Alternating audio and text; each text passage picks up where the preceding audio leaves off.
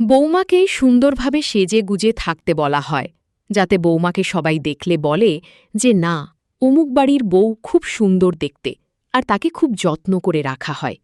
অমুক বাড়ির বউ বলতে আমার শ্বশুর। বরাবরই আমার শ্বশুর সংসারী, খুব রসিক লোক। তিনি ইয়ার্কি ঠাট্টা ফাজলামো মারতে খুব ভালোবাসে। আমি যে ওনার ছেলের বউ, উনি সেটা ভাবেই না। উনি সবসময় আমার সাথে ফ্রিভাবে মিশতে চায়। আমি একটু লাজুকভাবে থাকি। আমি যেহেতু নতুন, ওই জন্য আমি ঠিক সেরকমভাবে আর কি ফ্রিভাবে কথা বলতে পারি না, লজ্জা লাগে। কিন্তু শ্বশুরমশাই বরাবরই বলে দিয়েছে, ছেলে থাকে না, তোমার যা দরকার পড়বে তুমি আমাকে বলবে, আমার সাথে বন্ধুর মতন মিশবে। আমি তোমার সাথে বন্ধুর মতন মিশি। তোমার শাশুড়িমা থাকলে আজকে হয়তো তোমার শাশুড়িমা তোমার সাথে বন্ধুর মতন মিশত। কিন্তু যেহেতু তোমার শাশুড়িমা নেই, ওই জন্য সবকিছু দেখার দায়িত্ব আমার। তোমার সবকিছুর দায়িত্ব আমার। আর আমার ছেলে যেহেতু বাইরে থাকে, তো ওই জন্য বিশেষ করে আমি আরও ওই জন্য নিজেকে ভাবি যে না, ছেলের জায়গাটা কি করে আমি পূরণ করব। তার জন্য সবসময় তোমার দেখভাল করি। আর তোমার যেহেতু নতুন বিয়ে হয়েছে, তার জন্য বৌমা তুমি সবসময় সেজেগুজে থাকবে, যাতে বাড়িতে কেউ হুটপাট করে আসলে পরে তোমার ওই চাঁদপানা মুখ দেখে সবাই একদম অবাক হয়ে যায়, বলবি যে না, এই বাড়ির বউ কিন্তু সেরা হয়েছে। আর তোমার কোনো কিছু যদি লাগে, তাহলে কিন্তু আমাকে তুমি দ্বিধাবোধ করবে না বলতে। আমাদের সংসারে খানিওয়ালা কেউ নেই বৌমা, তুমি আমাকে দেখবে, আমি তোমাকে দেখব। অমনি বৌমা বলল, দেখব মানে? আরে বোঝই তো, শাশুড়িমা নেই, বৌমা এই বয়সী কি আর আমাকে দেখবে বলো? আমার তো আর অন্য কোনো কিছু নেই, আমার এই একটু ভালোভাবে চললেই হয়েছে। তুমি আমাকে একটু খুশি করে রাখবে, এটাই দেখবে। আমার মন জুগিয়ে চলবে, তাহলে দেখবে তুমি সব কিছু পাবে। না চাইতেই তোমার পায়ের সামনে সব কিছু এসে হাজির হবে। ওই কথা শুনে বৌমা বলল, হ্যাঁ শ্বশুরমশাই, আপনার কোনো চিন্তা করতে হবে না, আমি আছি।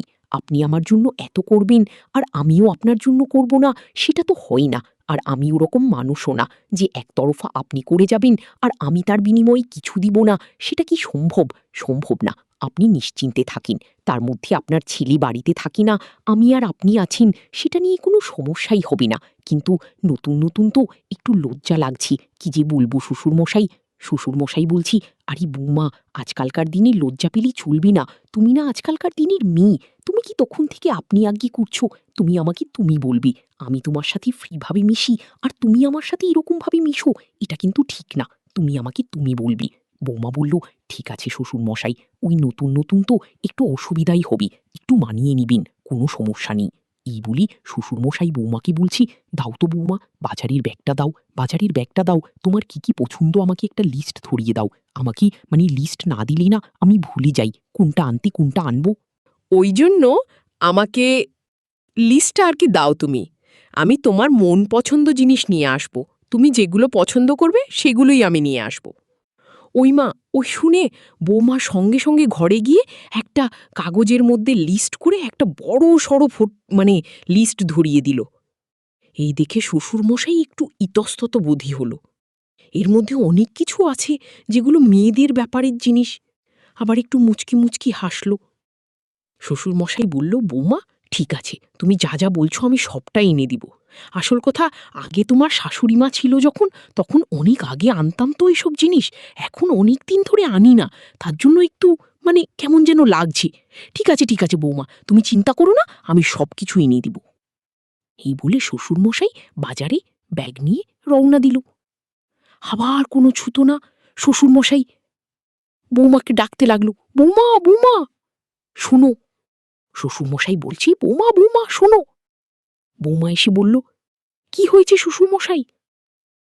তখন বৌমা যখন বলল, কি হয়েছে শ্বশুরমশাই, তখন শ্বশুরমশাই বলল, আরে আমি না আমার পার্সটা রেখে গেছি, একটু দাও না গো। এই চক্করে আর কি মানে বৌমার সাথে একটু দেখা হয়ে যাবে, শ্বশুরমশাই ভাবছে। তো শ্বশুরমশাই আর কি চিন্তায় আছে। বৌমা তারপরে শ্বশুরমশাইয়ের হাতে পার্সটা ধরিয়ে দিল। শ্বশুরমশাই পার্সটা নিতে গিয়ে বৌমার হাতটা ধরে বলল, বৌমা তোমার হাতটা বাবা তুলার মতন। আমি ভাবলাম আমি কার হাত ধরলাম। এই বলে ফট করে বৌমা হাত ছড়িয়ে নিয়ে একটু লজ্জা পেয়ে গেল। শ্বশুরমশাই একটু খুশি হয়ে আর কি বাজারে গেল। মনটা পুরো উৎফুল্ল, মনটা পুরো আনন্দ। তো বাজার থেকে শ্বশুরমশাই দুনিয়ার জিনিস নিয়ে আসলো। দুজনে মিলে, শ্বশুরমশাই যেহেতু ছুটি, দুজনে মিলে কাজকর্ম করে, খাওয়া দাওয়া করে, দিবর কি গল্পগুজব করল, করে ঠোরে সব রকম কথাই আস্তে আস্তে বৌমার সাথে আর কি শ্বশুরমশাই শেয়ার করল। আস্তে আস্তে সবকিছুই বৌমা শ্বশুরমশাই অনেকটা ফ্রি হয়ে গেছে, অনেকটাই আর কি মানে নিজেদের কথাবার্তা শেয়ার করেছে। বৌমা ভুলেই গেছে যে তার শ্বশুরমশাই সম্পর্কে, যে তার শ্বশুরমশাই ভুলেই গেছে। বারে বারে যেহেতু বৌমাকে শ্বশুরমশাই বলতো আমি তোমার বন্ধুর মতন, বন্ধুর মতন, তার জন্য বৌমা বন্ধুর মতনই মেশতে লাগল। তারপরে দিনের বেলায় যেহেতু অনেক কিছু রান্না হয়েছে, আর দিনের বেলায় যেহেতু ভাত খায়, রাত্রিবেলায় শ্বশুরমশাই বরাবরই রুটি খায়। তো বৌমা বলল, শ্বশুরমশাই কি খাবেন রাত্রি? তখন শ্বশুরমশাই বলল, আবার আপনি? বৌমা, আহ, একটু কয়েকদিন লাগবে আমার। এই বলে যাই হোক, তারপরে বলল, তুমি যা করবে। বৌমা বলল, রুটি খেতে হবে তো? শ্বশুরমশাই বলল, তোমার কষ্ট হবে না? বৌমা বলল, না না না, কিসের কষ্ট হবে? কোনো কষ্ট হবে না আমার, রুটি করতে বরঞ্চ তো ভালোই লাগে, আমি রুটি করে দিচ্ছি। এই বলে রাত্রিবেলায় রুটি করল, করে যাবতীয় সব কাজকর্ম সেরে, খাওয়া দাওয়া দিয়ে, দুজনে মিলে খাওয়া দাওয়া করে, গল্প গুজব করে, সবকিছু কাজকর্ম সেরে শ্বশুরমশাইয়ের ঘরে চলে গেল। বৌমা যেহেতু শাড়ি পরে, আর কতক্ষণে বৌমা ঘরে যাবে, ঘরে গিয়ে নাইটি পরবি, ড্রেস চেঞ্জ করবি, তার মধ্যে গরমের মধ্যে রাত্রিবেলায় সবাই বেশিক্ষণ আগুনের পাশে থাকতে চায় না, কতক্ষণে ফ্রি হয়ে নিজের ঘরে যাবি। এই বলে বৌমা শ্বশুরমশাইকে গুড নাইট জানিয়ে নিজের ঘরে চলে গেল। শ্বশুরমশাই কিছু তো নাই, বৌমাকে ডাকবে বুঝে উঠতে পারছে না। এদিক করে সেদিক করে দেখে জলের গ্লাসে জল আছে কিনা। বৌমা তো সব কিছু দিয়ে ঠিয়ে, জলের গ্লাসে জল ঠল দিয়ে ঠিয়ে ঢেকে সব কিছু করেই বৌমার ঘরে গেছে। অমনি সময় শ্বশুরমশাই একটা বুদ্ধি বের করল। বুদ্ধি বের করতেই বৌমার ঘরে গিয়ে আগে কানটা পাতল, দরজার সামনে কিছু শব্দ হয় কিনা, ছেলে ফোন করেছে কিনা। না, দেখছি বৌমার মতন গুনগুন করে গান করছে, আর ছেলেই ড্রেস আর কি চেঞ্জ করছে ভিতরে। সেটা শ্বশুরমশাই আর বুঝতে পারিনি। ড্রেসটা চেঞ্জ করছি, বৌমা গুনগুন করে গান করছি। শ্বশুরমশাই অমনি ঠক ঠক করছে দরজার মধ্যে।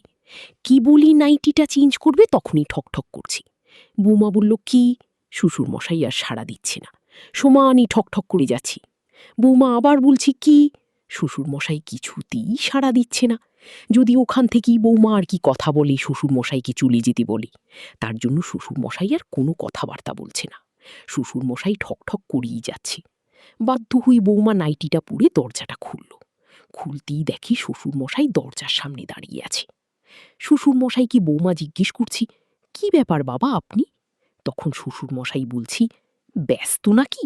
বৌমা বলছে, না না, ব্যস্ত না, এই তো ড্রেসটা চেঞ্জ করছিলাম। তখন শ্বশুরমশাই বৌমাকে দেখে, যেহেতু রাত্রির তখন আর কি, তো রাত্রিবেলায় তো নাইটি পরেছে। শ্বশুরমশাই বৌমাকে নাইটি পরা দেখে অবাক হয়ে গেল। একই দৃশ্য দেখে শ্বশুরমশাই একদম থমকে গেল। শ্বশুরমশাই বলল, বাহ বৌমা! শ্বশুরমশাই আর বৌমার কাছ থেকে পারমিশন নিল না। শ্বশুরমশাই বৌমার ঘরেই ছুড়ে গেল, গিয়ে বলল, খাটের উপর বসে বলল, বাহ বৌমা, তোমাকে তো সেই সুন্দর লাগছে নাইটিতে। বৌমা লজ্জায় লাল হয়ে গেল। একে তো নাইটিটা লাল, তার মধ্যে মুখখানাও লাল হয়ে গেল। হেসে বলল, বাবা, আমি না বরাবরই বাড়িতে নাইটি পরতাম। এখানে বিয়ে হয়ে আসার পরে না আমি শাড়ি পরি। যেহেতু আপনি বলেছেন আমার নতুন বিয়ে, আমার শাড়ি পরতে হবে, আপনারা শাড়ি পরা পছন্দ করেন, তার জন্য আমি শাড়ি পরি। আমার না শাড়ি পরতে বড্ড কষ্ট হয় বাবা। শ্বশুরমশাইয়ের গাল একদম ফুলে গেল। এত সুন্দর করে বলল, শ্বশুরমশাই আর না করতে পারল না। বৌমাকে বলে, কি বলো বৌমা তুমি? তোমার কষ্ট হয়? ঠিক আছে, তোমার যদি কষ্ট হয় বৌমা, তাহলে কালকের থেকে তুমি শাড়ি পরবে না, তুমি নাইটি পরবে। আমি তোমার জন্য রং বেরঙের নাইটি নিয়ে আসব, তুমি নাইটি পরে থাকবে। তোমাকে খুব ভালো লাগছে নাইটিতে। এই বলে বৌমাকে সমানে শ্বশুরমশাই দেখেই যাচ্ছে। বৌমা লজ্জায় আর মুখ ফেরাতে পারছে না। শ্বশুরমশাইকে বলছে, বাবা আপনি সত্যি করে বলুন। শ্বশুরমশাই আবার, আপনি? সরি সরি বাবা, সরি, আপনার পায়ে পড়ি, আপনার হাতে ধরি। এই বলে পায়ে হাতে ধরে সরি সরি বলে যাচ্ছে। শ্বশুরমশাই বলছে, ঠিক আছে, এবারের মতন মাফ করে দিলাম, কিন্তু তুমি যদি আমাকে দ্বিতীয়বার আপনি বলো তাহলে কিন্তু খুব খারাপ আছি। শ্বশুরমশাই বলল, যত যাই বলো, তুমি এখনকার মেয়ে, তোমাকে নাইটিতে অসাধারণ লাগছে বৌমা। কি বলবো, আমি তো তোমাকে নাইটি পরা দেখিনি। আজকে নাইটি পরা দেখে আমি তো চোখই ফেরাতে পারছি না। ঠিক আছে, তুমি চিন্তা করো না, এখন থেকে তোমার যেটা ভালো লাগে তুমি সেটাই পরবে। ঠিকই তো, গরমের দিনে এই শাড়ি সায়া ব্লাউজ আরও কি সব, এগুলো কি মানে পরতে গেলে তো কত অসুবিধাই হয়। ঠিক আছে বৌমা, তুমি নাইটি পরো, আমি তোমাকে পারমিশন দিলাম। আর নাইটিতে তোমাকে বেশ লাগছে, লাল নাইটি, তোমার গায়ের রংটা পরিষ্কার, তুমি উঁচা লম্বা টল ফিগার, দারুণ লাগছে, দুর্দান্ত। আগে যদি দেখতাম তোমাকে নাইটি পরা, তাহলে আমি তোমাকে নাইটি পরে থাকতে বলতাম। বৌমা বলল, শ্বশুর বাবা, তাহলে তুমি আমাকে পারমিশন দিলে তো নাইটি পরার? শ্বশুর মশাই বলল, হ্যাঁ হ্যাঁ, তুমি নিঃসন্দেহে নাইটি পরতে পারো, আমার কোনো না